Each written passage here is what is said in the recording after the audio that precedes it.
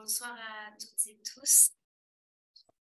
Bienvenue à cette conférence ce soir axée donc sur la science des données et l'intelligence artificielle dans l'industrie du sport et plus spécifiquement au sein de l'entreprise de paris sportifs BetClick.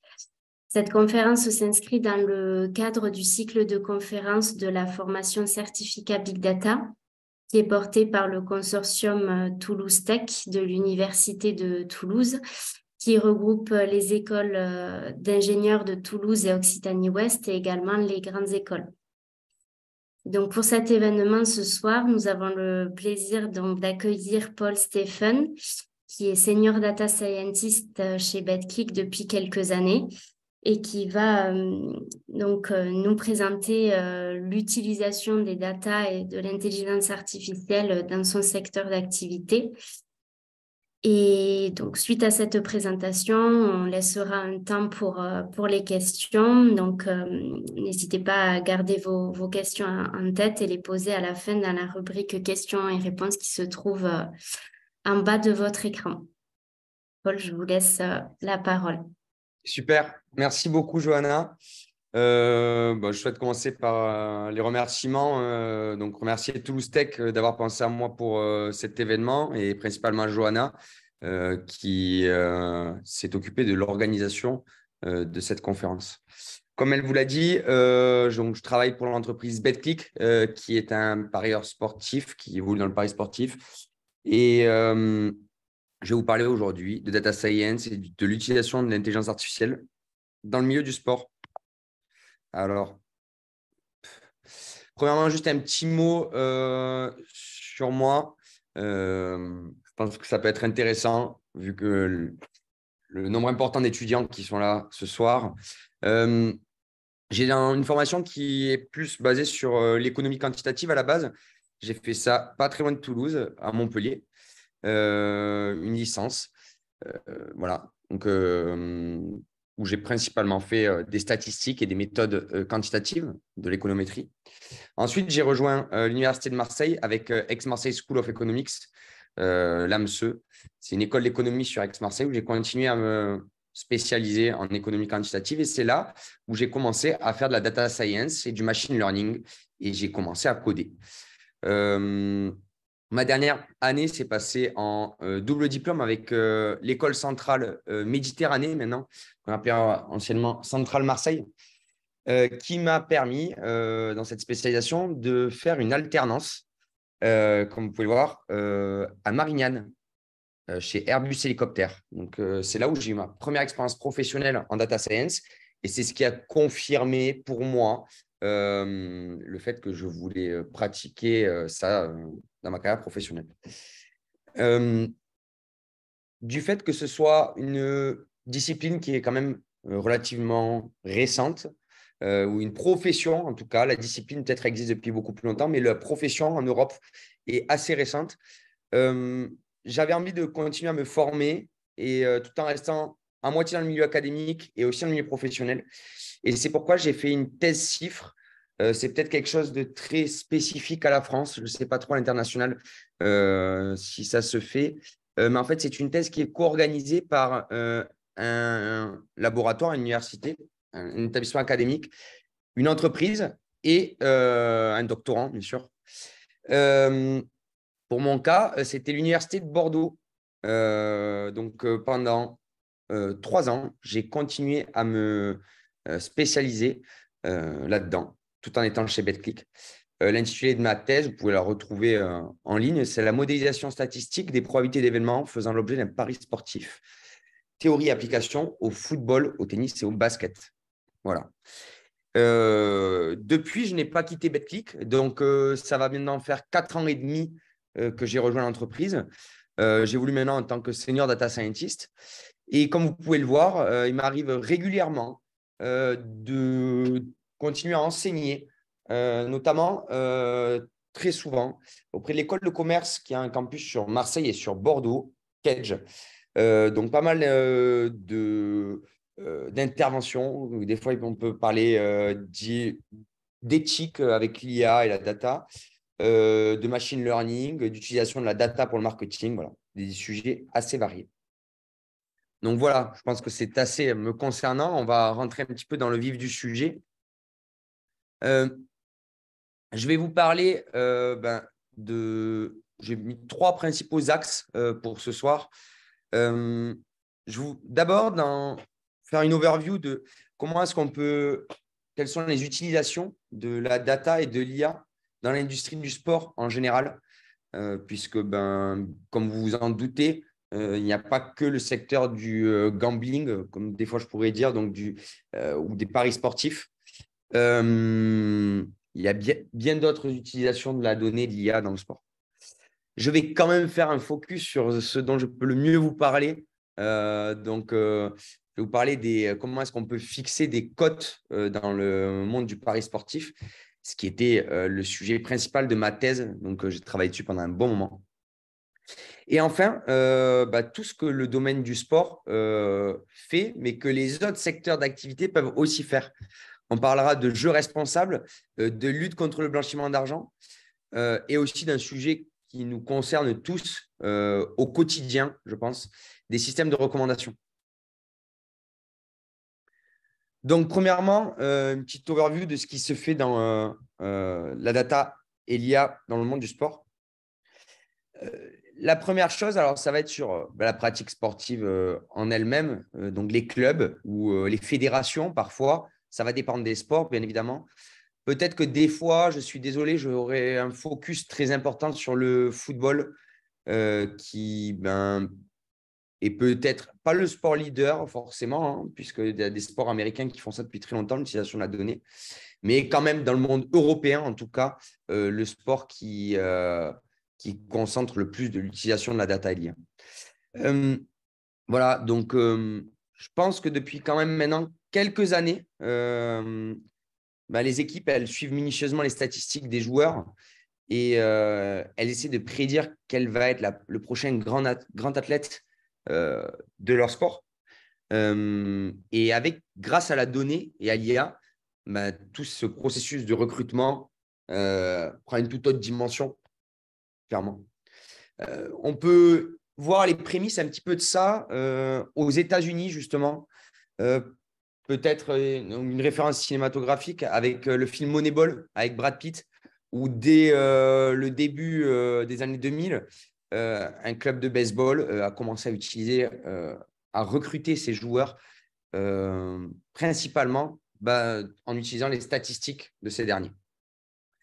C'était les prémices, donc on était encore sur de la donnée très brute. Vous verrez, ça sera un gros sujet dont j'aimerais discuter, vraiment à quel point la donnée brute peut être intéressante, mais réellement, on va s'intéresser à des insights qu'on va pouvoir construire grâce à elle. Plus récemment, sur l'utilisation de la donnée pour le recrutement, on va faire local. Il y a le TFC dont on parle de plus en plus, le club de foot de la ville de Toulouse, qui, depuis le rachat du club, je crois par un nouveau fonds d'investissement, a vachement modernisé ses recrutements et utilise de plus en plus la data là-dedans. Donc, il y a pas mal d'articles sur la presse locale, il me semble, comme la Dépêche, des choses comme ça, où on parle un petit peu de ça. La grosse idée, c'est que le staff de l'équipe, donc maintenant, on voit des entraîneurs, par exemple, de foot et tout ça, qui, dans leur staff, intègrent des spécialistes de la donnée et du sport afin d'enregistrer, surveiller des données qui sont de plus en plus complexes, les comparer un petit peu avec des historiques de ce qu'ils ont et afin d'essayer de vraiment détecter au mieux et de sélectionner les meilleurs joueurs. Un travail principal là-dedans sera aussi de ne pas simplement utiliser des dépassements de seuil de certains KPI peut-être, donc avec des données très brutes, mais vraiment d'essayer d'aller trouver des joueurs qui correspondent à la manière de jouer des équipes. Je continue un petit peu à parler de ça. On parle, voilà, un terme qui commence à arriver, le data scouting. C'est maintenant, avant de commencer à regarder les vidéos des joueurs, il y a de plus en plus de joueurs dans le monde. En fait, le marché s'est aussi mondialisé du recrutement dans le sport. Et du coup, avec cette quantité de sportifs et d'éventuels talents, c'est compliqué de tous regarder, par exemple, de tous les rencontrer, de tous aller les voir, de regarder leurs vidéos. Donc, la data, elle va jouer un premier rôle qui est très intéressant pour peut-être faire un premier filtre. Donc, un objectif principal de ces équipes de recrutement sera aussi de travailler avec des experts sport qui, eux, auront une bien meilleure connaissance métier que le data scientist, peut-être, que l'expert de la donnée, des stats, afin de vraiment définir par poste des critères qui permettront d'identifier la star de demain. Il faut toujours penser que cette donnée qui est écrite en gros sur ce slide, elle ne va pas toujours être suffisante. Et ce qui est important, c'est là où il y aura un vrai échange entre le spécialiste sport et le spécialiste de la donnée sur comment est-ce qu'à partir de cette donnée, on va créer une information utile d'un point de vue sportif. On peut différencier, donc au-delà du recrutement, il y a aussi toutes les données qui peuvent servir au management de l'équipe. On peut voir trois types de données. Celles qui vont être utiles pour la préparation des matchs à venir, celles qui vont servir durant le match et bien sûr l'après-match. On peut donner pas mal d'exemples. Par exemple, en préparation des matchs où on est aussi un petit peu sur un mélange avec le recrutement. J'avais pas mal parlé de rugby là. Je vais très souvent paraphraser le data scientist de l'équipe de France de rugby, dont vous pourrez écouter pas mal de podcasts sur Internet, quelqu'un de très intéressant, où en fait, voilà, il dit souvent que la fédération va utiliser les données pour mieux comprendre ce qui se passe lors d'un match de rugby. Et l'idée, c'est d'optimiser la qualité et les performances de toutes les équipes de la fédération. Donc voilà, vous avez des petits exemples avant le match de ce qu'on peut faire, donc pour l'entraînement, pour le coaching, pour gérer au mieux les risques de blessures. Là, ça peut passer via de l'alimentation, notamment détecter des seuils d'entraînement, des périodes pendant lesquelles les joueurs ne vont pas être forcément en forme et peut-être qu'il faudra les mettre un petit peu plus au repos. Ça va influencer la tactique de l'équipe. Là, c'est vraiment sur… alors, bien sûr, c'est une boucle, hein, ce pré-game, in-game et post-game. Et là-dessus, sur la gestion de l'analyse du jeu, on a un exemple qui me vient, et toujours concernant le rugby, où pendant une période, en fait, le coach de l'équipe de France pensait qu'il ne fallait pas conserver le ballon plus de 30 secondes, donc au niveau d'un certain seuil, parce qu'au-delà de ce seuil, il y avait un risque beaucoup plus important, du moins, de perdre le ballon et de le perdre dans des conditions qu'on ne contrôle pas. Donc, en fait, il y avait une demande explicite du staff, des coachs, de se séparer de ce ballon dans des bonnes conditions via du jeu au pied quand on tournait autour de ces 30 secondes de jeu. C'est là que, par exemple, l'utilisation de la donnée et de spécialistes de la donnée, encore une fois, cette donnée brute cache beaucoup de choses et peut être très informative, mais il faut des spécialistes qui peuvent en exploiter toutes ces infos. Et tout simplement, les data scientists de l'équipe de France de rugby ont réussi à démontrer que ce seuil n'était peut-être pas vraiment le bon, ou du moins qui pouvait dépendre très largement du contexte dans lequel était l'équipe. Donc, ce n'était peut-être pas une règle qu'on pouvait suivre en permanence. Donc voilà, ça drive réellement la qualité et la manière de jouer de nos équipes de sport. On retrouve tous les mêmes exemples dans les sports où on a suffisamment de données et qui sont suffisamment staffés de ce côté-là. Pendant le match, clairement, l'arbitrage à l'aide de l'intelligence artificielle, on le voit de plus en plus dans le foot, avec l'utilisation, dans le foot et dans d'autres sports, avec l'utilisation de l'arbitrage vidéo. Clairement, à l'aide de technologies de computer vision, donc de reconnaissance d'images, on va pouvoir très facilement détecter si un joueur de foot est hors jeu, par exemple, ou lors d'une rencontre de boxe, peut-être, clairement pouvoir compter les points à partir de la vidéo en live du match. Donc, on pourrait venir, plutôt que de remplacer l'arbitre, on pourrait, ce qui je ne pense pas est forcément une super idée, mais on peut venir l'assister sur des questions très précises ou dans lesquelles l'intelligence artificielle et la data peuvent avoir une réelle plus-value, en tout cas. Pendant le match, clairement, on voit que ça peut aider pour le coaching. Voir un joueur qui serait en sous-performance ou qui commencerait à atteindre à être dans le rouge un petit peu, comme on peut dire, voilà, physiquement. Donc, pour ça, il y en a plein de données qui arrivent même pendant la rencontre. Les joueurs peuvent être équipés de capteurs GPS. On a des infos du coup sur l'intensité de leur déplacement. Donc, on les voit souvent sur la rencontre de rugby, mais il y a aussi de plus en plus d'équipements comme ça. Il y a des protège-dents connectés qui pourraient définir l'intensité des impacts. Les ballons sont de plus en plus connectés.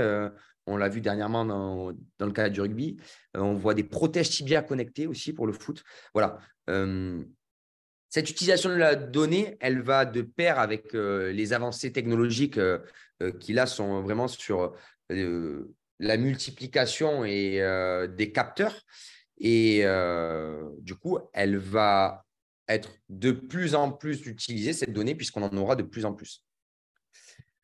Et sur l'après-jeu, clairement, ça peut être très intéressant pour les équipes aussi de faire des périodes de récupération pour les joueurs et puis bien sûr analyser suite au match qu'est-ce qui s'est réellement passé pendant la rencontre. Alors, c'est peut-être les données qui semblent les plus importantes et les plus évidentes, celles qui concernent la rencontre sportive, mais dans le monde du sport, de plus en plus, on le voit, c'est certains clubs, notamment sur certains sports, des sports phares, sont de réelles entreprises. Et je ne pouvais pas éviter de parler de tout ce que ces clubs mettent en place avec autour du sport. Vraiment sur l'expérience des fans et des médias aussi. On va avoir une gestion de la relation des supporters de l'équipe qui est de plus en plus importante et qui pourra être facilitée par la data. On va essayer de leur offrir la meilleure expérience possible. Et on voit de plus en plus aussi, on peut imaginer du data journalisme. Je pense que vous n'avez pas échappé à l'arrivée de ChatGPT. On voit qu'on peut de plus en plus, avec ces très larges modèles de langage, générer du contenu et peut-être, par exemple, générer des résumés de rencontres sportives, des choses comme ça. L'industrie du pari sportif, donc on va en parler beaucoup plus longuement par la suite. Et aussi, je parle de management du club. Gérer les tickets, comment est-ce qu'on… ça a été très large. C'est peut-être les premières applications de la data par certains clubs de foot. Gérer au mieux le prix d'un ticket, d'une place pour une rencontre. Voilà. Donc, toute la partie autour, la monétisation de ce sport. C'est peut-être pas ce qui semble être le plus sexy dans les applications de la data dans le sport, mais c'est très présent et très important pour les clubs ou les fédérations, par exemple. Je fais un petit retour ici. Alors, je voulais vous donner quelques exemples parce que c'était assez macro. Je n'ai pas pu vous parler réellement de données, de vous montrer de réelles données de sport. On va rentrer dans le vif du sujet et sur, je pense, celles qui sont le plus spécifiques au domaine du sport et peut-être celles qui sont le plus intéressantes. En tout cas, pour ma part, c'est peut-être celles qui m'intéressent le plus. C'est réellement les données d'une rencontre.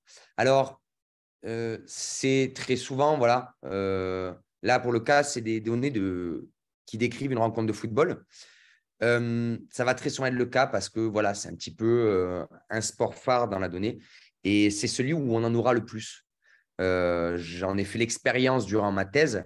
Il est beaucoup plus facile de se procurer des données sur un live d'une rencontre de foot que, par exemple, d'un match de tennis où, OK, on peut avoir les points qui sont assez faciles. Avoir les trajectoires de la balle et tout ça, ça va assez vite. La donnée est moins accessible. Elle intéresse peut-être un tout petit peu moins de monde et naturellement, plus de friction pour se la procurer. Là, c'est un petit extract très classique de ce qu'on peut retrouver auprès de nombreux fournisseurs de données sportives. Alors, il y en a pas mal. Hein. Les principaux, on pourra parler de Opta peut-être ou de StatBomb, qui sont les principaux fournisseurs dans ce domaine-là. Vous voyez qu'on sera à un niveau très précis de données. Là, c'est vraiment un extract, mais on peut avoir beaucoup plus d'informations. On a la période à laquelle l'événement a eu lieu, quelle est l'équipe qui a fait cet événement, le joueur, à quel endroit le début de cet événement était sur le terrain. Donc là, on parle de géolocalisation. Ça va être des données principalement comprises entre 0 et 100 quoi, pour définir le terrain. À quel endroit ça se termine.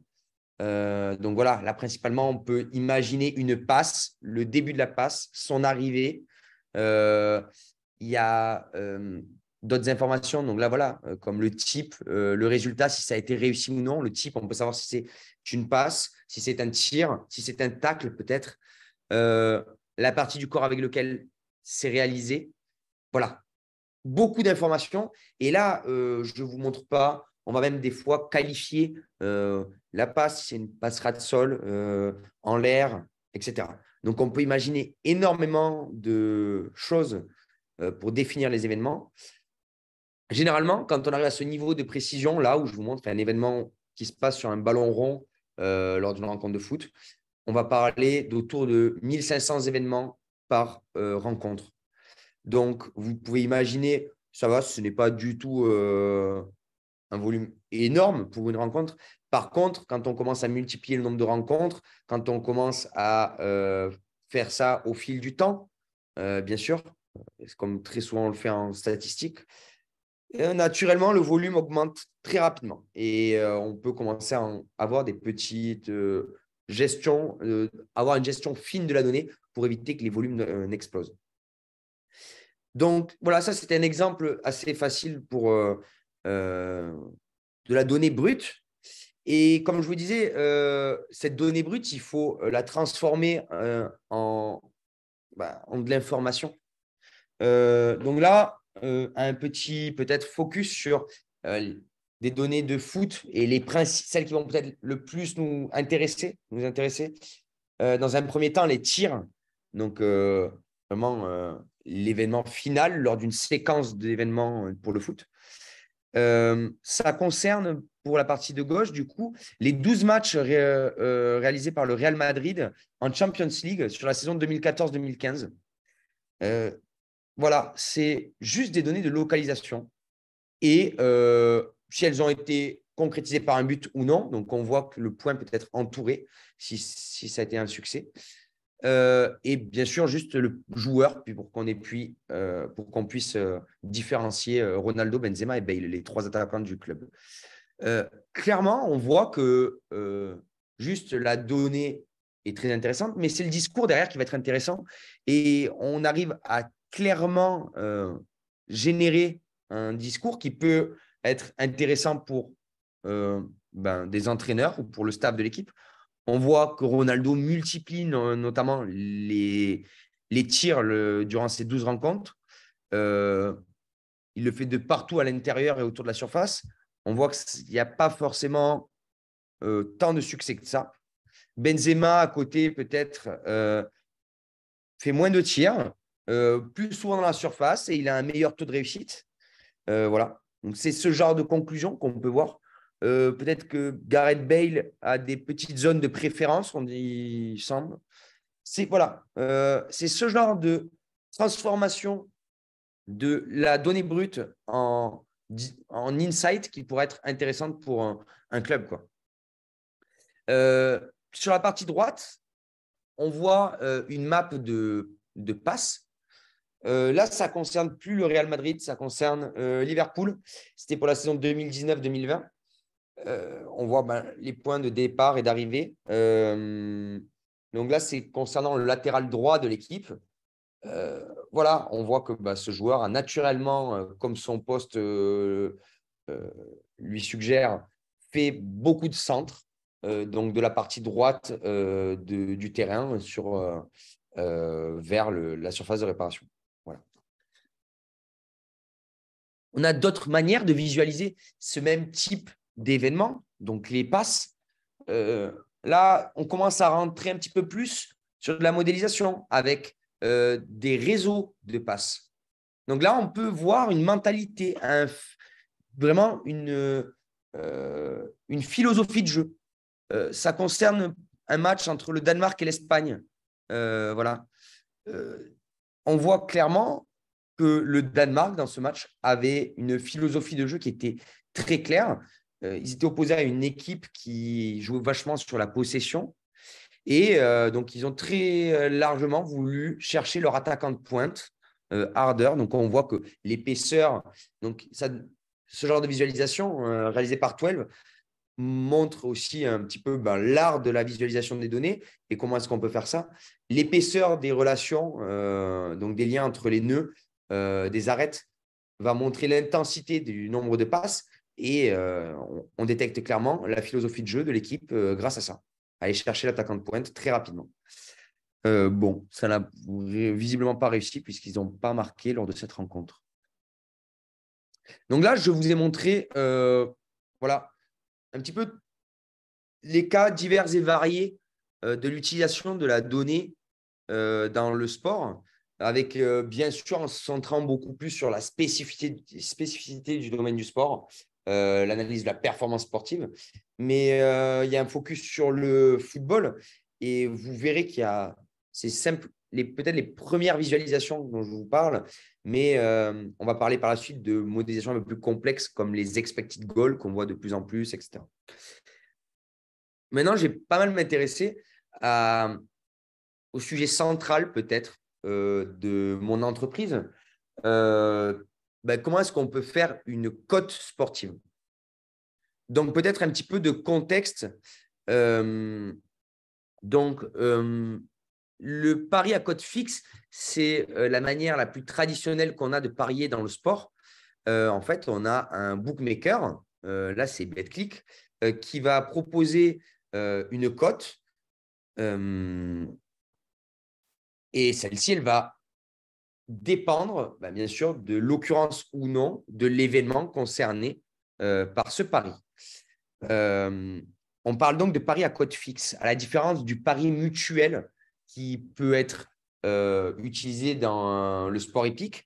Donc là, dans ce cas-là, le pari se fait entre les parieurs et ce sont les gagnants qui se partagent l'ensemble des sommes qui ont été misées. Donc là, dans ce cas-là, la cote n'est pas connue avant la clôture du pari. Ce n'est pas le cas pour le pari à cote fixe. C'est un contrat entre le bookmaker et le parieur et celui-ci les lie jusqu'à la réalisation de l'événement. Donc, je parle de cote juste, qui serait la cote la plus pure. Celle-ci, c'est très simple. C'est juste 1 sur la probabilité de l'occurrence d'un événement. Donc, pour faire relativement simple, si on jouait à pile ou face, naturellement, si ma pièce était équilibrée, j'aurais autant de chances d'avoir pile que face, donc 50% pour chacune. Si on jouait ensemble, je devrais offrir une cote de 1 sur 0,5, donc une cote de 2. Si on jouait à pierre, feuille, ciseaux, là, on a 3 possibilités. Et donc, je devrais offrir, on n'a qu'une chance sur 3 qu'un événement, si je devais parier sur ce que vous allez faire, si ça serait ciseaux, j'ai une chance sur 3 que vous fassiez ciseaux. Donc, je devrais vous proposer une cote de 3. Voilà.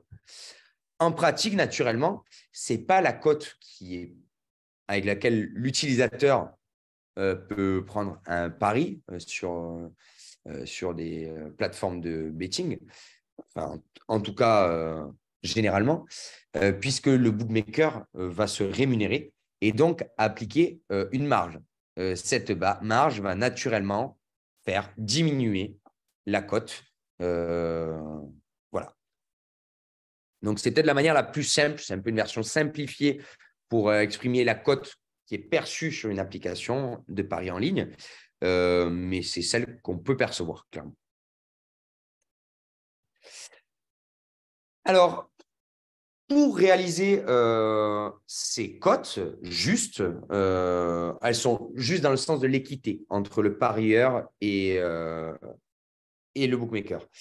On a besoin de pas mal de données pour avoir l'idée de la probabilité qu'un événement survienne.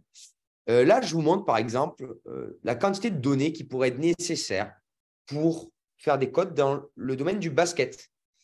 C'est les données que j'ai utilisées pour ma thèse. Voilà. Elles proviennent essentiellement de différents sites internet, donc deux pour faire vite.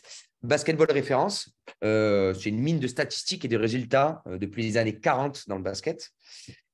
Et 2KMT Central, qui référence les caractéristiques, les notes des joueurs sur le jeu virtuel, le jeu vidéo de basket de EA Sport. On voit qu'on peut récupérer pas mal d'informations. Je parle de box scores, de line-up. Donc voilà, l'équipe qui est mise au début. Box scores, c'est vraiment l'évolution du score au fil du match, etc. Donc voilà, petit exemple de base de données qui peut être utilisée par le basket, c'est peut-être la plus simple. Pour le tennis, là, c'est des données qui ont été récupérées sur ATP Tour. Voilà, la base de données est un petit peu plus complexe. On a le score du match. On a un détail des différents sets qui ont été gagnés, des jeux qui ont été gagnés. On a des informations sur les tournois. On va vachement s'intéresser au fait qu'un match soit sur terre battue, sur dur peut-être. Voilà, des spécificités sportives. Le ranking des joueurs. L'ATP propose un ranking avec des points. Donc, on a un classement, on a des points qui sont reliés à ce classement. Ça évalue la qualité des joueurs et donc ça peut être clairement intéressant pour prédire l'issue d'une rencontre de tennis. Pas mal d'informations sur ces joueurs, s'ils sont grands, peut-être un peu plus costauds, droitiers, gauchers, s'ils ont un revers à une main, deux mains. Il y a des joueurs qui vont préférer certains opposants ou non. Et enfin, toutes les stats du match, comme les aces, les points, les breaks, voilà, pas mal de choses qui peuvent nous intéresser pour prédire l'issue d'une rencontre de tennis. Et le foot, alors là, de suite, c'est beaucoup plus complexe. On va voir rapidement, mais beaucoup de données qui viennent d'Uscord, où là, on a pu récupérer des données, notamment sur les événements, comme je vous ai montré le détail précédemment, avec un petit extract de 5 lignes. Mais voilà, on a énormément d'informations, des informations sur les résultats des matchs, les joueurs qui participaient, leurs notes, peut-être sur le jeu vidéo FIFA. Voilà, des informations monétaires sur la valeur monétaire des joueurs, notamment avec le site Transfermarkt. Pas mal de choses voilà, qui peuvent nous intéresser. Je fais assez rapidement parce qu'on ne va pas s'éterniser sur ça, mais voilà, vous imaginez un petit peu la quantité de données que ça peut faire. Ben voilà, c'est une idée du nombre de données qui ont été récupérées. Alors, désolé, je n'ai pas cité tous les débuts d'année à partir duquel on a récupéré les données sur ces sites. Pour la thèse, à chaque fois, je précise bien, ce n'est pas pour l'utilisation industrielle ou commerciale chez BetClick, ça a été pour la thèse, donc à des fins non commerciales. Près de 459 millions de données d'observation, donc de lignes récupérées. Donc voilà. Assez monstrueux comme quantité, enfin monstrueux. Plus ou moins beaucoup de secteurs d'activité, des personnes ne seront peut-être pas du tout choquées. Il y a des secteurs d'activité où je ne sais pas moi, par exemple, dans les données météo, on peut faire des relevés très fréquemment. Je ne sais pas. Il y a des secteurs où peut-être dans la Formule 1, des données très fréquemment sur peut-être de l'ordre de la seconde, de la milliseconde sur des outils de mesure. Donc, très naturellement, les volumes peuvent exploser. Mais ça reste un volume à partir duquel on doit s'intéresser à comment est-ce qu'on va utiliser la donnée, comment est-ce qu'on va la traiter, comment on va la stocker, parce qu'on va être confronté à des réelles problématiques. C'est là que je voulais en venir. Voilà, ce volume important de données, il peut impliquer peut-être des temps de calcul un peu plus importants, etc. On n'a pas forcément besoin de tout utiliser. Il faut transformer toutes ces données très brutes en de l'information qui peut être utile. Je vais donner 2 exemples de features, donc de variables, d'informations qui peuvent être très utiles dans le monde du sport, pour notamment prédire l'issue d'une rencontre, qu'elle soit, pour ma part, je parle très souvent de football, de tennis et de basket, mais peuvent être appliquées à bien d'autres sports. Dans un premier temps, l'expected goal, c'est quelque chose de spécifique au football et qui concerne le nombre de buts qu'une équipe aurait dû marquer lors d'une rencontre. Puis, le Elo Ranking, ça, c'est une feature qui, elle, est beaucoup plus générale, qui vient du monde des échecs et qui pourrait être appliquée à de nombreux sports. C'est par exemple très utilisé historiquement, mais elle a évolué vers du true skill dans le monde du jeu vidéo, donc du e-sport. Voilà, pour mesurer la qualité et les chances de victoire de différents opposants lors d'une rencontre. Voilà. Je parle très rapidement de Elo Rating, donc la note Elo. Ce classement Elo se fait en comparant des points entre les opposants, entre les participants à une compétition. C'est assez simple, hein, les participants qui auraient le même nombre de points auraient le même niveau. Lorsque 2 participants se rencontrent, celui qui va gagner des points et ces points vont être proportionnels à la différence de points avec son adversaire. Donc, plus la différence est en la faveur de l'adversaire et ça serait l'opposant A qui gagne, alors il gagnerait beaucoup de points puisqu'il n'était pas favori. Si par contre on est très largement favori, on gagne peu de points puisque la victoire est plutôt logique. Voilà. Une autre petite chose intéressante, c'est un classement à somme nulle. C'est un jeu à somme nulle. Donc, la perte de points du vaincu est proportionnellement inverse au nombre de points qui sera gagné par le vainqueur. Ce classement, on retrouve ici là, les 2 principales formules. Donc, celle de la winning expectation, elle va définir à quel point on peut espérer que l'opposant A gagne la rencontre. C'est principalement dû à la différence de points qui est ici annotée par RB moins RA. Voilà. C'est l'opposé pour l'opposant B. Et le niveau de points qui va être échangé entre ces 2 opposants, il va être, lui, drivé par différents facteurs.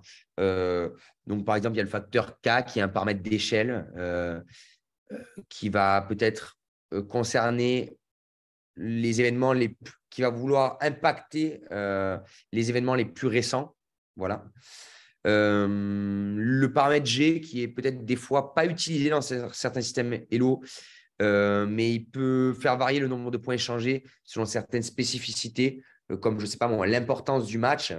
On va imaginer que lors d'une finale de Coupe du Monde, clairement, une finale de Coupe du Monde est beaucoup plus importante qu'un match amical. Donc, on voudra peut-être faire valoir cette importance. Ou peut-être d'un écart de points très important. Si une équipe de basket gagne avec plus de 40 points d'écart sa rencontre, on va dire que c'était quand même beaucoup plus mérité que si c'est avec juste 1 point d'écart. Donc, on pourrait peut-être échanger plus de points. Voilà. Voilà, donc quelques formules. Pourquoi est-ce que je vous les ai mises? Pour se rendre compte de la simplicité mathématique de la chose. Il n'y a rien de bien compliqué là-dedans quand même. Là où des fois, on va parler d'intelligence artificielle, on commence à se dire waouh, ça va être compliqué, il va y avoir du machine learning, il va y avoir du deep learning, ça va être encore plus compliqué. Alors là, on est loin de tout ça. On est sur un système où on utilise juste quelques connaissances mathématiques où le créateur Arpad Hello, qui avait créé ça pour les échecs, a simplement utilisé des outils mathématiques très simples. Et ce système est brillant, vraiment. On a des résultats où les probabilités de victoire sont très finement déductible. Et ce n'est pas pour rien qu'il a été très largement utilisé dans le monde des échecs. Il fonctionne très bien. Peut-être un système un peu plus complexe, et bien que vous verrez qu'il n'est pas tant que ça. Les expected goals, on en parle de plus en plus dans les médias. C'est quelque chose qui est spécifique au foot, mais où je pense on pourrait, avec les dérivés qu'il y a eu pour le foot, on peut imaginer pas mal de dérivés pour les autres sports. Les expected goals, c'est la probabilité, un expected goal, c'est la probabilité qu'un tir se termine par un but. Et pour définir cette probabilité, on va utiliser différentes caractéristiques de ce tir. Par exemple, on peut utiliser la localisation du joueur effectuant ce tir, la distance, l'angle. Très naturellement, plus on est près du but, plus on a de chances de marquer. On a des angles qui sont plus ou moins favorables à une transformation en un but. La partie du corps avec lequel c'est réalisé, bien naturellement, on a des joueurs qui sont plus à l'aise avec leur pied droit, leur pied gauche, d'autres avec la tête. Si on fait un tir de la tête de l'extérieur de la surface, on a peut-être moins de puissance et moins de chances que le tir se concrétise en but. Voilà, pas mal de choses. La passe juste avant ce tir, elle peut être très intéressante. Si c'est le dégagement d'un gardien, si c'est un centre, si c'est une passe à ras de sol, voilà. Le contexte, si c'est un penalty, un coup franc, si c'est un jeu libre. Voilà, il y a pas mal de choses qui peuvent caractériser un tir. Et toutes ces choses sont des features qu'on va utiliser dans un modèle de classification. Donc, pour les initiés, on peut même utiliser un modèle très basique comme la régression logistique. C'est peut-être pas celui qu'on va préférer. On voit beaucoup d'applications avec des gradient boosting, notamment avec des frameworks comme XGBoost. Mais on peut imaginer utiliser voilà, tout type de modèle de classification qui nous permettrait d'obtenir ou d'estimer la probabilité de la survenue ou non du résultat. Et cette probabilité, ça sera l'expected goal de ce tir. On peut le visualiser un petit peu comme ça, donc toujours avec des visuels très bien faits de 12. Sur la partie gauche, vous avez l'ensemble des expected goals de l'équipe de Liverpool sur la saison 2021-2022. Plus le rond sera important, plus l'expected goal sera important. Donc, on voit que plus on se rapproche des cages, plus les ronds sont gros.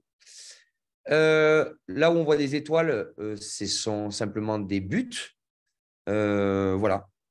Donc, on voit que Liverpool tire principalement depuis une zone située au milieu de la surface de réparation. Donc, on peut se dire qu'ils cherchent à se créer des occasions avec une forte probabilité de succès. Donc, voilà. On a le nombre de buts, le nombre d'expected. Alors, je ne sais plus exactement combien de matchs ça concerne. Voilà. Mais il y a eu, on voit que sur 171 tirs, il y a eu 19 buts.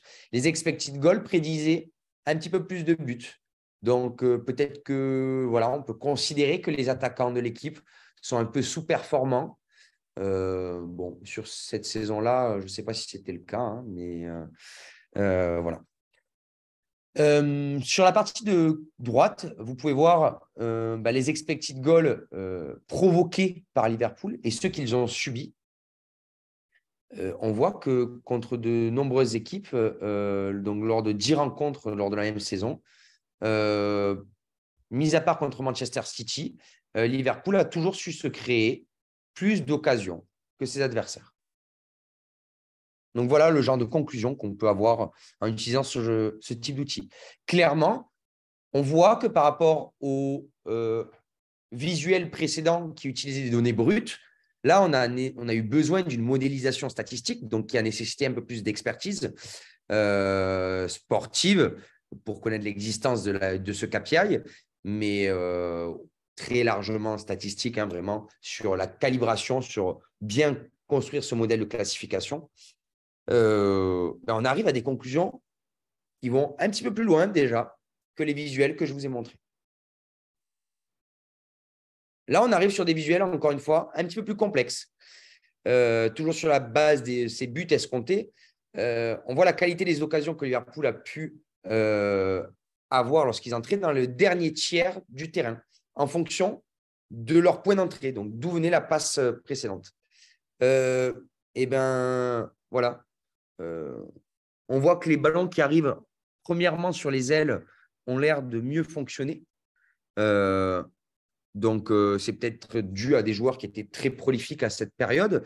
Sur la période 2021-2022, c'est des joueurs qui sont un petit peu connus pour les gens qui suivent un petit peu le foot. Il y a Salah et Alexander-Arnold sur le côté droit, ou Mané et Robertson à gauche. Typiquement, c'est des duos d'ailiers qui, sur ces saisons-là, ont été considérés comme peut-être les meilleurs couloirs d'Europe sur la saison. Voilà. Et ça l'a clairement, le jeu de Liverpool a été impacté par la très bonne performance de ces joueurs. Le centre le risque qui viendrait du centre est clairement moins important.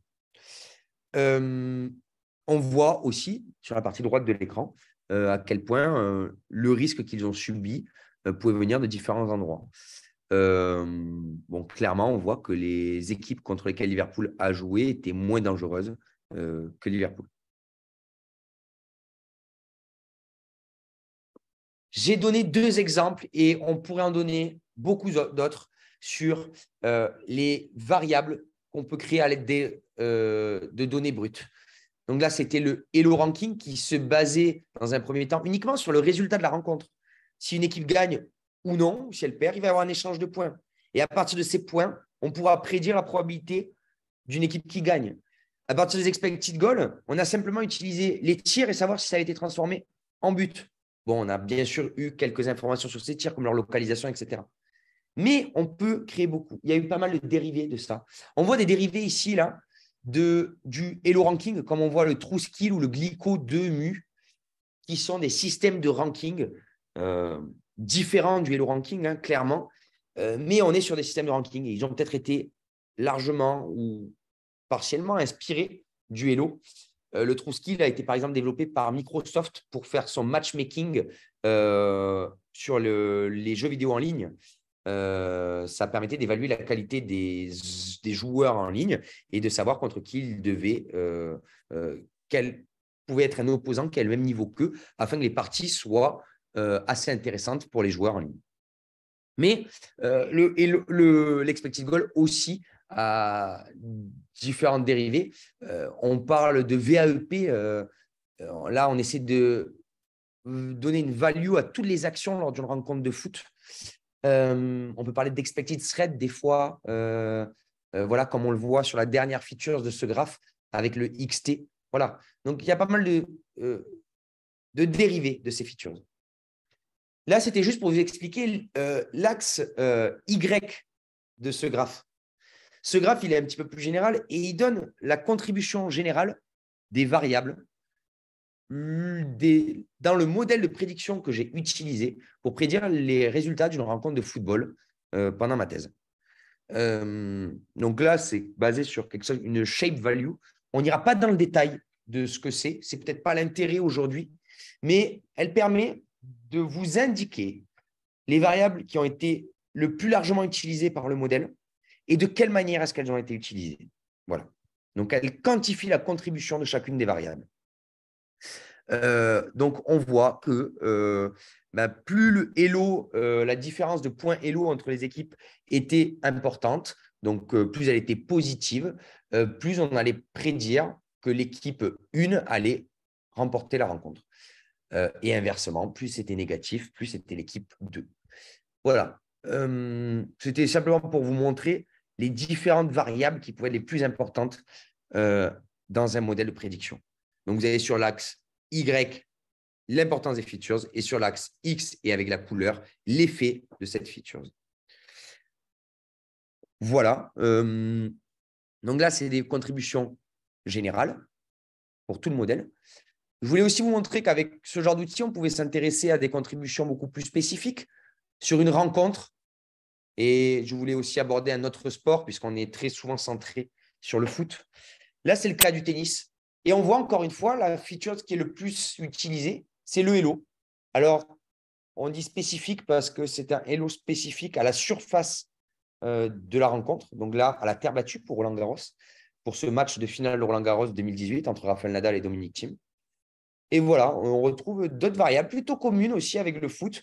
Donc, on peut voir à quel point, je vous ai dit, hein, le Hello peut-être était quelque chose d'assez basique, sauf que c'est une feature incontournable pour les modèles de prédiction. Et voilà, elle a un impact direct dans, par exemple, ce que j'ai fait pour ma thèse. Voilà, je vous ai un petit peu parlé là de comment est-ce qu'on pouvait faire des modèles prédictifs pour faire des cotes. L'idée, voilà, principalement, c'est d'engendrer beaucoup de données. Ces données brutes, elles ne sont pas suffisantes. Et des fois, on n'a pas besoin d'en avoir tant que ça, puisque comme on l'a vu avec le Hello, on peut prédire des probabilités de résultats en ayant uniquement le résultat des rencontres historiques.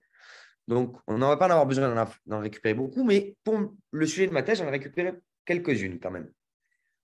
Et à partir de ce gros volume, on va essayer de développer une expertise sportive et d'essayer de comprendre qu'est-ce qui drive, qu'est-ce qui guide le résultat d'une rencontre de foot, de tennis, de basket ou de tout autre sport.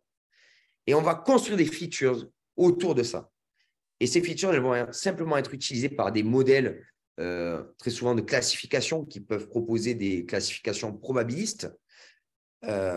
Et à partir de ça, on va obtenir la probabilité de l'issue d'un événement, de la survenue d'un événement, pardon, ou de l'issue d'une rencontre. Et on pourra, simplement par l'inverse de cette probabilité, comme je vous avais montré précédemment, en déduire une cote. Mais il faut savoir que chez Betclic, on ne fait pas que ça. On ne fait pas que des données, on n'utilise pas que des choses spécifiques au sport. Et je voulais aussi parler, peut-être très rapidement, de cas d'application qui vont être pas forcément spécifiques à notre domaine d'application et qui sont, alors on va plutôt dire que c'est nous qui avons récupéré ces cas d'application de notre secteur et pas nous qui les avons inspirés à d'autres secteurs d'activité. Un petit mot sur la lutte contre le blanchiment d'argent et l'intérêt pour un jeu responsable. On voit dans l'industrie du pari sportif une façon assez récurrente, courante, de tentatives de blanchiment d'argent par certaines personnes. Je l'explique très rapidement. En fait, on essaie de convertir de l'argent sale en le créditant peut-être sur des balances ou en jetons, par exemple, si on était sur un casino physique. Et d'ensuite, peut-être le parier sur des événements très probables ou de ne même pas le parier parfois, et derrière de retirer les gains comme des gains de jeu d'argent. Donc voilà, ça c'est une des applications pour le blanchiment d'argent. Nous, on est aussi face à des problèmes parfois, comme on a pu voir ces derniers temps, d'addiction et de joueurs qui prennent des risques. Ce n'est pas du tout un souhait de notre entreprise et on le dira même de l'industrie en général. À Betclic, on souhaite réellement protéger nos utilisateurs et faire en sorte que ces derniers ne se mettent pas en danger par leur activité chez nous, qui ne doit rester que du divertissement et de l'amusement pour eux. Donc, on parle aussi de responsible gaming. On va là s'intéresser à détecter des joueurs qui semblent présenter un risque de devenir addict peut-être ou de se mettre en danger. Et on va les accompagner un maximum pour qu'ils n'en arrivent pas là. C'est là où le machine learning pourra être utilisé. L'information et la prévention se fait de manière beaucoup plus généraliste. On va essayer d'informer tous nos utilisateurs et on n'aura pas forcément de grande utilité de la data là. Vraiment, ça sera pour détecter les joueurs à risque. On va pouvoir utiliser la donnée. Donc, l'idée, c'est que là-dedans, je voulais juste en parler très rapidement. Je ne suis pas spécialiste de ce type de modèle, ce sont plus des collègues à moi qui travaillent là-dessus. Mais pour vous dire que voilà, il y a une étroite collaboration entre les équipes métiers là, et les équipes de data scientists afin de définir peut-être des KPI, des choses, des features, encore une fois, qui vont être spécifiques à ce secteur afin de détecter peut-être des joueurs qui sembleraient commencer à dévier ou d'autres qui ont des comportements un petit peu étranges où on commencerait à soupçonner du blanchiment. Et voilà, et on va accompagner les équipes métiers là-dessus avec des modèles de machine learning. Ils vont nous aider en labellisant des cas avérés de l'un ou de l'autre. Ça va aider nos modèles. On va pouvoir définir peut-être des seuils, des choses comme ça. Et on pourra faire un retour à ces équipes métiers qui sont spécialisées avec, encore une fois, des probabilités de personnes qui sembleraient être à risque ou qui semblent avoir des comportements déviants. Et ça permet d'optimiser clairement le travail des équipes métiers qui ne travaillent plus dans un champ quasiment, je ne dirais pas infini, mais dans un champ très important de données avec quasiment tous nos utilisateurs, mais qui pourront clairement cibler leurs actions pour être beaucoup plus efficaces. Je vais passer peut-être un tout petit peu plus de temps sur le fonctionnement de système de recommandation. À BetClick, on commence à utiliser ça. Alors, ce n'est pas encore visible sur notre application si vous êtes utilisateur, mais je voulais vous en parler parce que c'est quelque chose qu'on récupère d'un petit peu de nombreuses industries, du e-commerce ou du streaming vidéo ou audio. Faut savoir qu'aujourd'hui, on a une approche très classique, nous, qui utilise les matchs les plus populaires, peut-être sur notre homepage.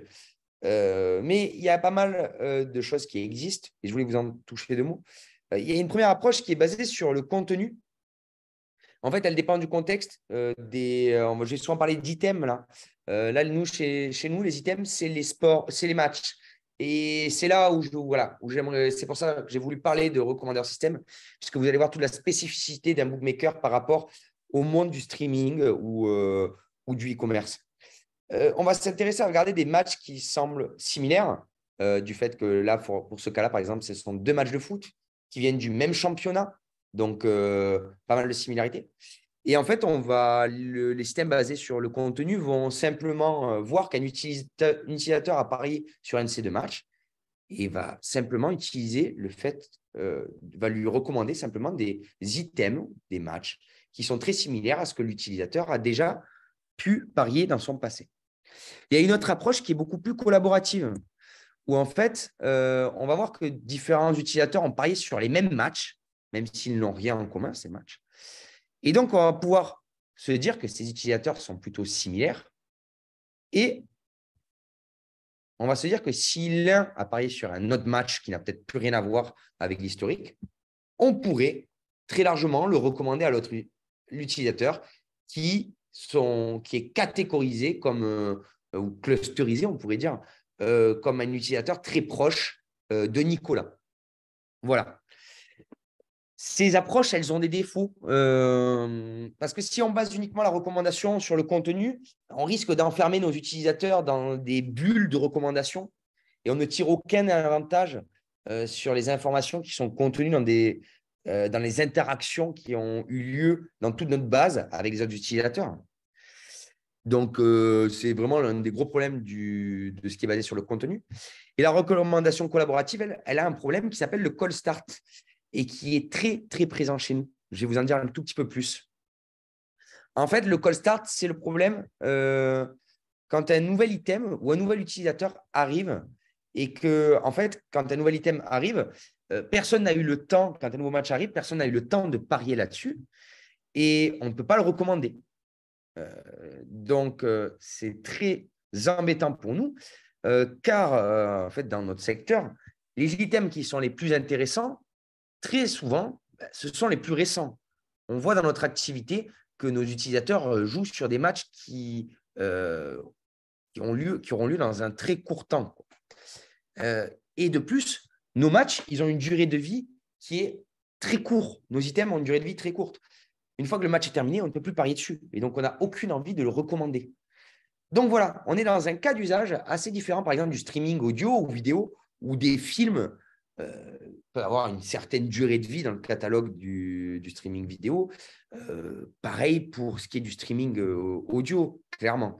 Un produit dans un site de e-commerce aura peut-être, alors là, je ne suis pas spécialiste non plus, mais quand même, une durée de vie peut-être un petit peu plus importante. Nous, nos matchs, des fois, nos utilisateurs, généralement, ils parient dans les 48 heures avant le début du match et 48 heures plus tard, le match est terminé et on ne peut plus le recommander. On a donc décidé à BetClick et je pense dans toute notre industrie, ce qui peut se faire en recommandation, c'est quelque chose, un modèle hybride qui est basé à la fois sur la recommandation collaborative et qui utilise aussi les informations des matchs, comme, je ne sais pas, le sport, la date du match, la compétition, les équipes qui sont dans cette rencontre, et les informations sur l'utilisateur. On peut imaginer sa seniorité, l'âge, afin d'estimer voilà, un modèle qui généraliserait beaucoup mieux et qui nous permettrait de tirer la plus-value un petit peu de chacun de ces deux modèles que je vous ai présentés précédemment. Et aussi de ne pas ne pas avoir les désavantages de ces deux choses. Voilà. J'ai peut-être loupé les deux petites animations que je souhaitais vous mettre là-dessus, mais elles sont clairement là. Voilà, quand on a un nouvel utilisateur qui arrive, qu'on ne sait rien sur lui, ou un nouveau match qui arrive, qu'on ne sait rien sur lui, comment est-ce qu'on peut estimer si on va le recommander à nos utilisateurs? Voilà. Donc, je termine peut-être là avec une ouverture qui est très généralisée sur tous les secteurs d'activité. Mais voilà, j'ai voulu aller plus loin que simplement parler de la donnée uniquement sportive. J'en ai fait une présentation plutôt introductive au début et beaucoup plus spécialisée sur le monde du secteur du pari sportif par la suite. Mais il faut savoir que, voilà, comme dans tous les secteurs d'activité, on va s'inspirer et utiliser les avancées d'un petit peu partout. Voilà. C'est bon pour moi. Je ne sais pas si en termes de timing, c'était ça. Oui, ça me semble. Maintenant, si vous avez des questions, c'est avec grand plaisir que je peux y répondre.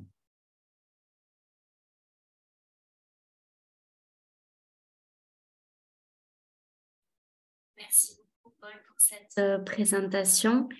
Donc, comme je vous le disais tout à l'heure, vous pouvez vous poser vos questions dans la rubrique questions-réponses ou bien si vous préférez donc pour plus d'interaction, poser vos questions. Il vous suffit donc de lever la main pour parler et on activera votre micro.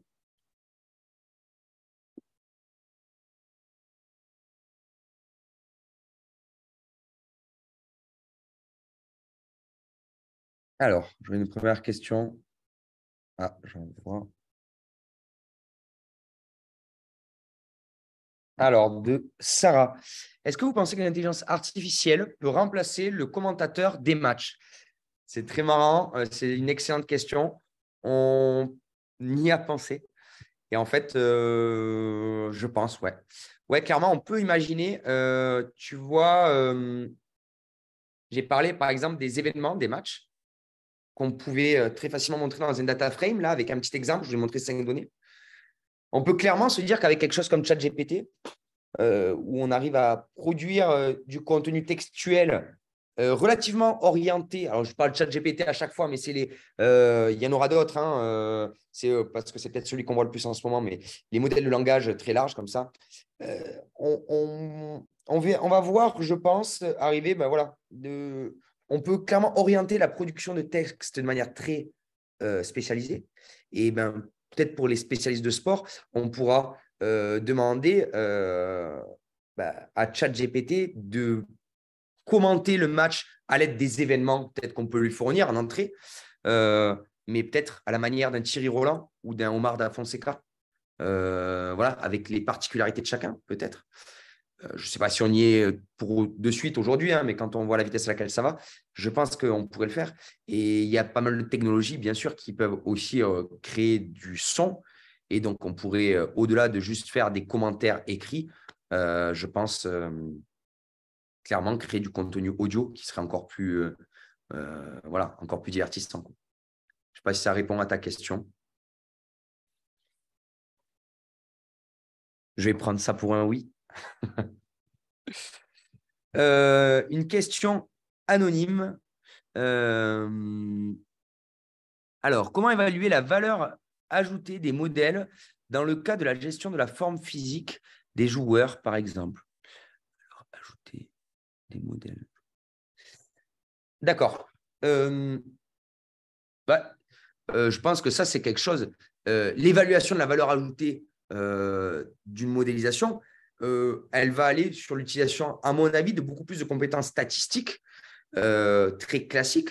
Peut-être on peut faire des tests d'hypothèse. Est-ce que on peut, alors là, c'est des expériences statistiques, hein, clairement, voir ce qu'un modèle pourrait prédire, voir ce qu'un expert sport pourrait lui faire de manière manuelle concernant la gestion de la forme physique, voir ce qu'il préconise et comparer un petit peu les résultats pour voir si l'un surperforme sur l'autre. Moi, je pense que sans aller jusque-là, on peut clairement regarder uniquement la qualité aussi prédictive du modèle. Et comme très souvent dans les modèles de machine learning, les modèles de prédiction, l'utiliser en appui et en aide aux spécialistes. Et je pense que là, clairement, je ne vois pas de monde où on sous-performerait par rapport à le fait de ne pas utiliser un modèle. Et je pense que clairement, ça donne des insights, de l'aide à un spécialiste qui aura toujours une plus-value ou en tout cas une expertise qui pourrait être intéressante. Je peux faire un parallèle un petit peu là-dessus on a très souvent parlé de la gestion de l'utilisation de modèles pour prédire à partir de l'imagerie médicale, peut-être des cancers, des tumeurs, des choses comme ça. Bon, bref, ce qu'on a très souvent vu, c'est que, OK, ça fonctionne très bien. Le radiologue est aussi très performant là-dedans. Ce qui est le meilleur, c'est quand le radiologue utilise le modèle de prédiction. Voilà. Et je pense qu'on sera toujours un petit peu là-dedans, en tout cas à l'heure actuelle. Une question d'Arnaud. Les modèles d'expected goal que tu mentionnes tiennent compte du pied et de la tête. A-t-on un modèle de XG par joueur? On peut clairement le faire. On peut clairement le faire. Il n'y a aucun problème. C'est peut-être pas ce qui est le plus intéressant à faire de mon point de vue, hein, mais un club pourrait s'intéresser pour peut-être voir si un joueur est en train de sous-performer ou surperformer par rapport historiquement à ce qu'il a pu proposer. Faudrait peut-être pas faire ça avec les grands joueurs de foot de nos dernières années. J'ai peur que si on compare ce qu'ils font actuellement avec ce qu'ils ont pu faire par le passé, leur performance à la vue de leurs expected goals, ils seraient clairement en train de sous-performer, je pense. Une question de Rémi. Merci pour la présentation, avec plaisir. Dans ce domaine, métier très particulier, comment faites-vous pour acquérir des données en temps réel si précis sur la caractéristique aussi diversifiée? Il faut savoir qu'aujourd'hui, ce que je vous ai présenté, on est encore au stade embryonnaire de l'utilisation dans le monde en tout cas du gambling, dans le monde du pari sportif, de données aussi précises.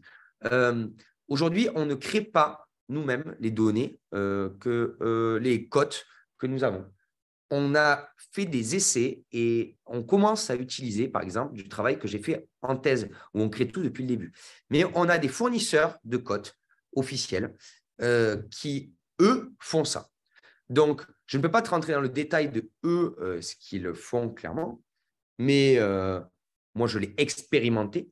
Et il est vrai qu'on va rentrer… c'est une vraie spécificité. Je ne pense pas qu'on pourrait faire ça chez un bookmaker, puisqu'on gère clairement l'interface avec nos utilisateurs. C'est une vraie usine. On a un stream de données. Je n'ai peut-être pas parlé, donc je vais faire une parenthèse là-dessus. Comment sont collectées ces données? Peut-être.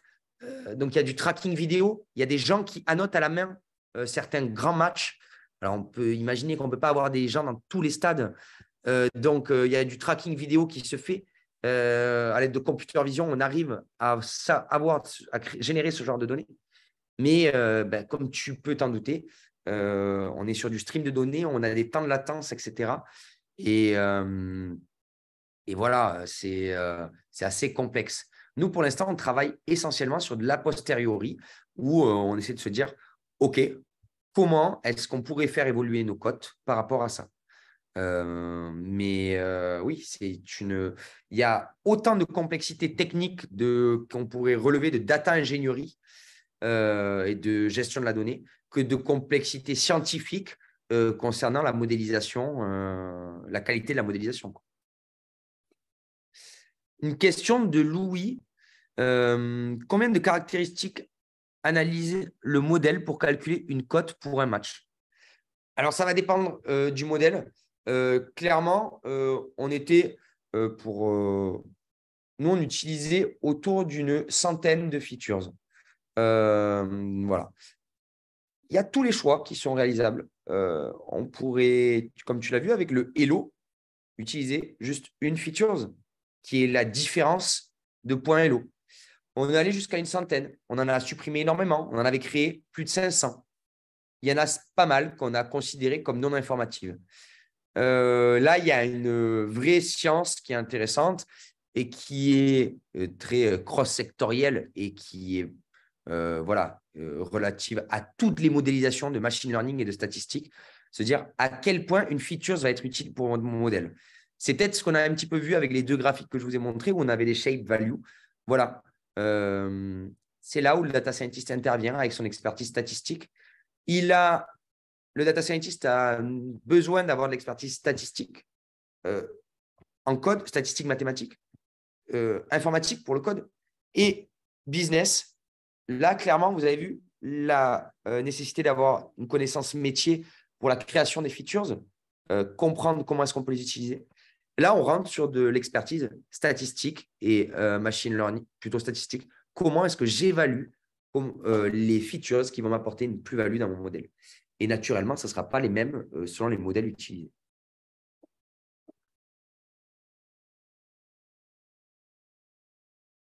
Voilà. Je crois avoir répondu. Alors, une dernière question, peut-être pas une dernière, hein, n'hésitez pas. Est-ce que des données relatives aux supporters sont prises en compte dans les modèles de winning expectation, notamment dans le foot? Si oui, y a-t-il un réel impact sur le résultat de la présence de supporters dans un stade, de leur animation dans les tribunes? On pourrait. Alors, moi, je pense que pour la présence dans le stade, c'est quelque chose, une donnée qui a été utilisée et que j'avais et que je n'ai pas utilisée pour savoir si ça allait influencer sur le résultat de la rencontre. C'est peut-être plus un proxy de l'importance de la rencontre, je pense. Après, on pourrait, hein, clairement, ça va influencer et certainement avantager l'équipe à domicile s'il y a énormément de supporters. Mais ce n'était pas flagrant. Concernant les supporters, il y a d'autres modèles qui sont assez intéressants qui utilisent les tweets.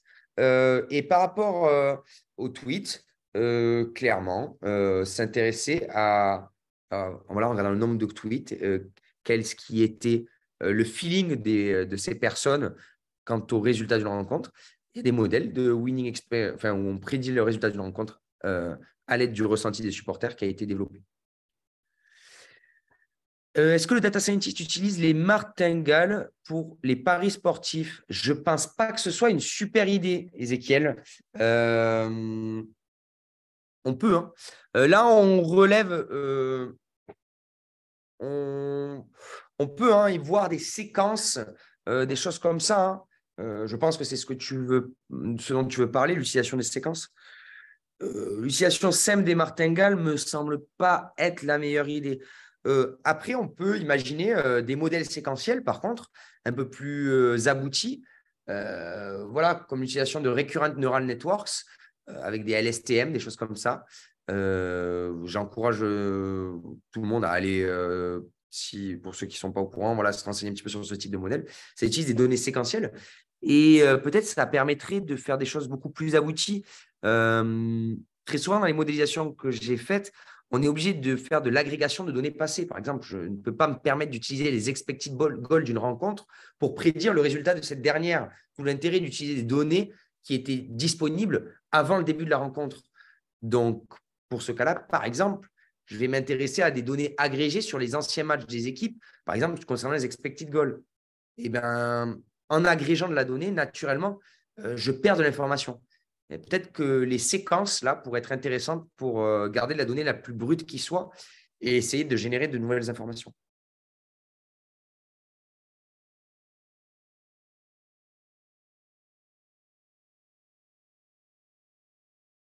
Prenez-vous en compte les données contextuelles comme la température, la saison potentiel décalage horaire pour les joueurs ou uniquement sur le déroulement du match? Oui, c'est pris en compte, clairement. Alors, la température, naturellement, ça va être beaucoup plus. euh, Moi, je ne l'avais pas, mais en utilisant le mois, la date, en fait, plus ou moins, on a un proxy de cette température. On est en la localisation de la date. Très souvent, on ne tourne pas très loin. Une autre qui a été assez intéressante, que j'ai pas mal utilisée, c'est les joueurs de NBA voyagent beaucoup pour le basket, traversent les États-Unis, des fois en peu de temps. Le temps de voyage depuis leur dernier match, j'ai pas mal utilisé ça. S'il y a eu un décalage horaire, du coup, le temps de récup que ça leur a permis d'avoir, c'est une information très intéressante, ça. Donc voilà. J'espère, je ne sais pas si tu pensais à ça quand tu parlais de décalage horaire, mais sur les cas d'usage dont j'ai parlé. Sur le tennis aussi, on peut clairement y penser pour le tennis. Il y a des gros voyages, des joueurs qui mettent du temps à s'acclimater. Alors bon, c'est plus souvent une acclimatation un peu longue qui peut être due à la surface, sur les changements de surface, mais on peut imaginer pas mal de choses. Donc oui, c'est des informations qui sont prises en compte. En quoi consiste concrètement le métier de data scientist? Les tâches de tous les jours. On est plus dans de la recherche, formatage des données, de l'amélioration des modèles utilisés, de l'analyse de résultats, ou peut-être totalement autre chose. Tu as réussi à citer pas mal des tâches des data scientists. Là, par contre, ce qui est plus dur à mettre, c'est le split en temps que tu vas passer sur chacune de ces tâches. Là où moi, quand j'ai débuté il y a maintenant un peu plus de 5 ans, je m'attendais à ce qu'on ne fasse quasiment que de la modélisation, des choses comme ça. J'ai été surpris. Je crois qu'on peut parler de 80% du temps à du features engineering. Voilà, clairement. Et c'est comme ça que j'ai voulu orienter ma thèse. Peut-être des gens diront le contraire. Il y a des domaines d'application aussi qui sont plus ou moins contraints par ça. Je pense notamment, dirais peut-être une bêtise, j'espère que s'il y a quelqu'un qui est expert là-dedans, mais à ma connaissance, des gens qui évoluent dans la computer vision, donc le traitement des images. Alors, il va y avoir du features engineering, bien sûr, mais des fois, il y a pas mal de tâches où, en fait, la gestion de l'image, c'est des pixels avec des valeurs qui définissent le niveau des couleurs ou le niveau d'intensité de la luminosité. Et clairement, il y a du features engineering, mais peut-être moins de création comme ça, là où on va essayer de créer une information avec les expected goals, des choses comme ça. Voilà, un peu moins. Là, dans mes tâches, moi, où on a pas mal de données tabulaires, comme ça, beaucoup de features engineering, on peut parler de 80% du temps. Et après, oui, effectivement, l'amélioration des modèles, donc la partie modélisation. En ce moment, je travaille beaucoup là-dessus, moi, sur le recommender system. Analyser les résultats, c'est très important.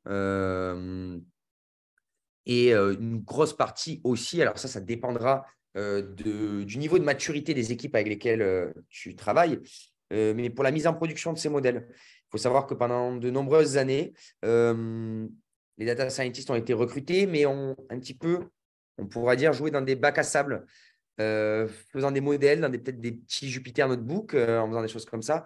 Et ne voyant jamais le jour de leur modèle, puisque c'était un petit peu utilisé de manière artisanale et on n'arrivait pas à le brancher sur des applications, sur des sites. On s'est rendu compte de du manque de ce à quoi l'industrie passait à côté, quoi. Et donc, du coup, on s'est dit, OK, non, il faut clairement beaucoup plus faire ça de manière beaucoup plus carrée et développer des compétences informatiques. Et c'est là qu'arrivent de plus en plus les bonnes pratiques sur la gestion de la donnée, sur la mise en production. On parle de MLOps de plus en plus.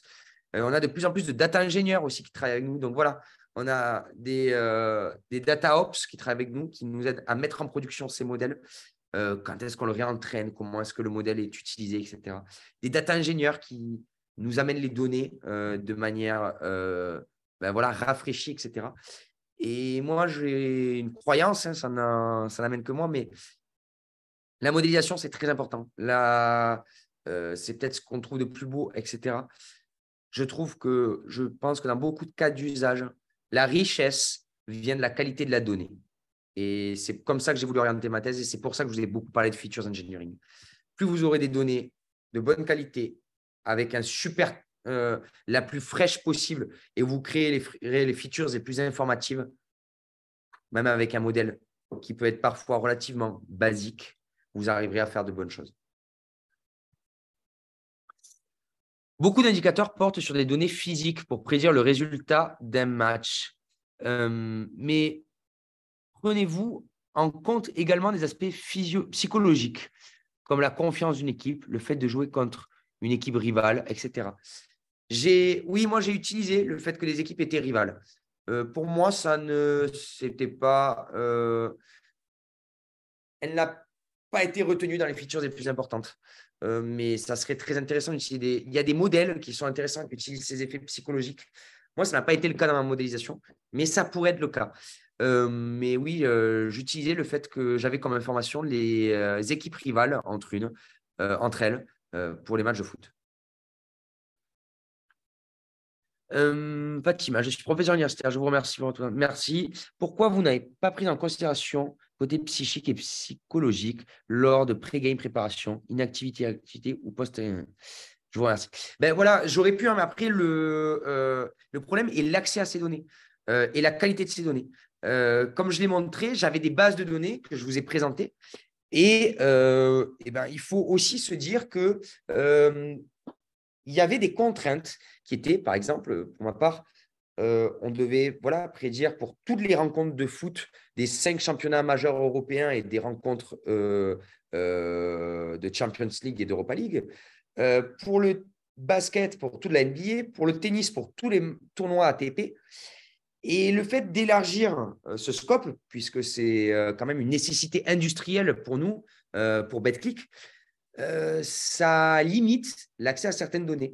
Alors, il est possible qu'il y ait certaines données qui pouvaient être labellisées pour les principales rencontres, mais on ne pouvait pas le faire pour ce volume. Comme je vous ai montré, je suis désolé, je n'ai plus le nombre en tête de rencontres de tennis, de basket ou de football, mais à la vue du volume de près de 459 millions d'observations, vous imaginez le nombre de matchs et la difficulté d'obtenir une représentation de la feature suffisamment intéressante pour qu'on se dise « OK, elle peut faire partie de la modélisation ». Mais on peut être persuadé que ce genre de variable pourrait être intéressante et vous retrouverez pas mal de papiers à ce sujet qui utilisent ces informations. Mais elles seront peut-être sur un panel de matchs beaucoup plus précis.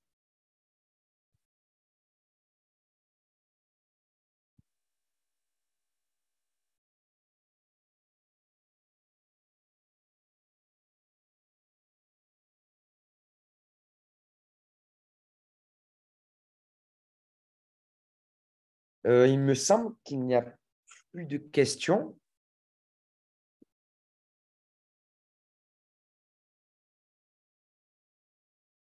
Alors, est-ce qu'en tant que data scientist dans le sport, on est obligé d'aimer le sport dans lequel on travaille ou c'est juste un plus? J'imagine que le fait de s'y connaître dans le sport dans lequel on travaille peut aider à analyser des résultats. Alors, ça dépend de ce qu'on appelle data scientist dans le sport.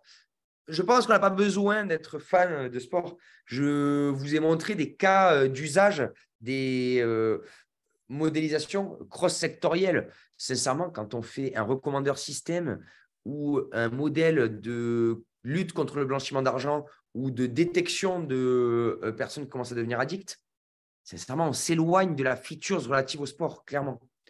Donc, voilà, on a pas mal de data scientists qui ne bossent pas là sur des sujets tout le temps. Je n'ai pas aussi parlé, hein, mais sur notre activité internationale, BetClick, c'est un groupe qui évolue à l'international et où on retrouve de l'activité de casino aussi. Donc, voilà, on n'est pas que sur le sport non plus. Voilà, on n'a pas une obligation là-dedans. Je pense que c'est clairement un plus, voilà, qui va faire que qui va peut-être développer une autre chose, qui est le fait de toujours rester intéressé et toujours passionné. C'est peut-être, alors on n'a peut-être pas besoin d'être passionné par le sport pour continuer à se renseigner en data science, en statistique, en modélisation, en tout ça. Par contre, je viens sur ce point, je dévie un tout petit peu, mais je pense que c'est un message très important à donner. C'est un genre de profession qui nécessite cette implication permanente, cet intérêt pour toutes les nouveautés, tout ce qui se fait. C'est comme ça qu'on peut progresser, qu'on est obligé d'être pour pouvoir proposer des choses intéressantes. Donc, je dirais que c'est un plus, ce n'est pas essentiel, mais ça sera toujours apprécié. On a toujours qualifié le data scientist, comme et je l'ai dit précédemment, un tiers stat math, un tiers informatique, code, quoi, et un tiers côté business. Et ce côté business dans le sport, il va être amené un petit peu par, ben voilà, par l'attrait pour le sport. Pour le traitement d'autant d'informations, vous utilisez une solution de traitement local ou cloud? On a utilisé, oui. Alors, je ne suis pas allé voilà, dans le détail technique, mais on utilise des solutions cloud. Nous avons utilisé AWS, voilà, l'outil d'Amazon, Amazon Web Service, ben voilà, pour pouvoir scaler à des plus hauts niveaux de volume de données, des capacités de calcul plus importantes pour aller plus vite. Aujourd'hui, c'est une généralité dans l'industrie de faire ça. Une autre question, jusqu'à quand remontent les données analysées par le modèle? Ça va dépendre des sports. On pourrait dire que j'ai principalement utilisé, on va dire, allez, 7-8 ans de données. J'en avais beaucoup plus, mais j'ai vu qu'il n'y avait pas besoin, il n'y avait pas de gain de performance en allant plus loin. Mais c'est un petit peu vrai et faux ce que je vais dire, parce que j'en ai utilisé plus, par exemple, pour calculer mon Elo ranking, qui en fait était une modélisation, mais qui m'a permis de créer uniquement une features. Ben, je suis remonté sur tout mon historique, j'ai fait une vingtaine d'années, qui m'a permis d'avoir une donnée à 7 ans qui était plutôt plus correcte, puisque naturellement, ben, plus on prend du recul, il faut attendre que le modèle tende vers quelque chose de plus ou moins correct. Donc voilà, les features pouvaient être générées avec des données plus anciennes, mais principalement, les features remontent à 7 ans, 7-8 ans. Qu'est-ce qui permet à un candidat de se distinguer en tant que data scientist en général et dans ce secteur en particulier? Ah ben ça, bon, naturellement, hein, les compétences dans tous les domaines que j'ai cités, les hard skills qui peuvent être voilà, concernant la modélisation, les connaissances en machine learning, le niveau de code. Après, on va très largement apprécier quelqu'un de très intéressé qui va, par exemple, s'intéresser à ces nouvelles pratiques de MLOps, qui va voilà, toujours, même, voilà, on peut. Il y a beaucoup de pratiques dans dans la science des données. Moi, par exemple, je n'ai que très peu, même dans toute mon expérience scientifique, je n'ai pas utilisé de NLP, Natural Language Process, mais je m'y intéresse. Et voilà, donc on va. Le computer vision, c'est pareil. Beaucoup de choses comme ça. On va très largement aimer des candidats voilà, curieux parce que cet intérêt, il prouve que la personne, elle va continuer à aller chercher la nouveauté, ce qui va surperformer et qui peut parfois être très récent, ou les nouveaux frameworks qui sont implémentés de manière plus facile, plus simple. Donc, créer de la lisibilité dans nos codes, de la simplicité, de plus d'efficacité. Voilà.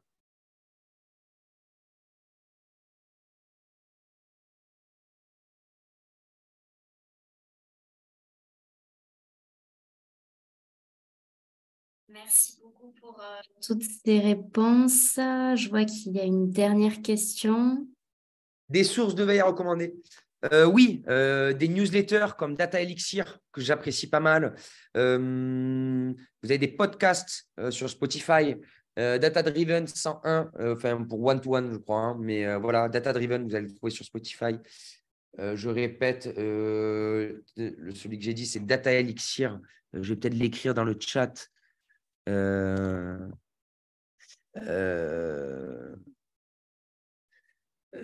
Voilà, il y a pas mal de choses. Il y a des sites sur GitHub avec les hashtags, on arrive à très facilement trouver des nouvelles choses. Moi, alors je ne saurais pas vous donner son nom. Je suis une personne qui, par newsletter, si vous avez, peut-être j'essaierai de faire parvenir l'info par la suite. Mais voilà, je trouve que c'est quelqu'un qui donne des bons conseils. Il y a beaucoup de choses. Il faut être curieux. Naturellement, beaucoup d'articles médiums. Par contre, aussi beaucoup de publications universitaires, hein. Donc ça, chacun a ses moyens de recherche sur Arxiv, des choses comme ça. Voilà.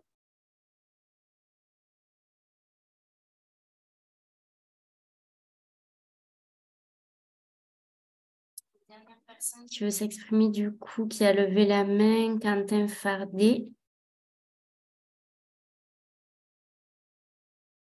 Oui, qui est mute, je crois.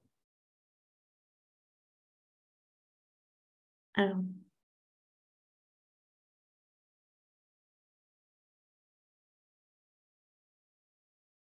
normalement, c'est à vous de réactiver votre micro, Quentin. Ouais, il me semble.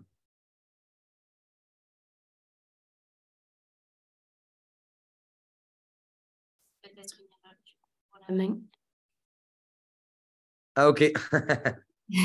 Ok, ça semble être une erreur. Pas de problème. Très bien. Merci beaucoup pour la présentation et pour tous ces éclairages dans le domaine du sport. Et merci également aux participants d'avoir suivi cette conférence.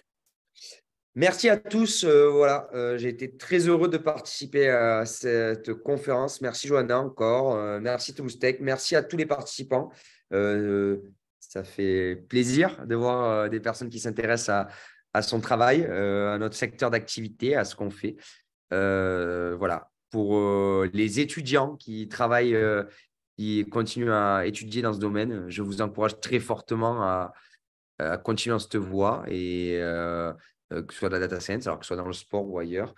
Mais voilà, c'est un métier passionnant et voilà, ça a été un plaisir de participer à cet événement. Merci beaucoup. Bonne soirée. Merci, bonne soirée à tous.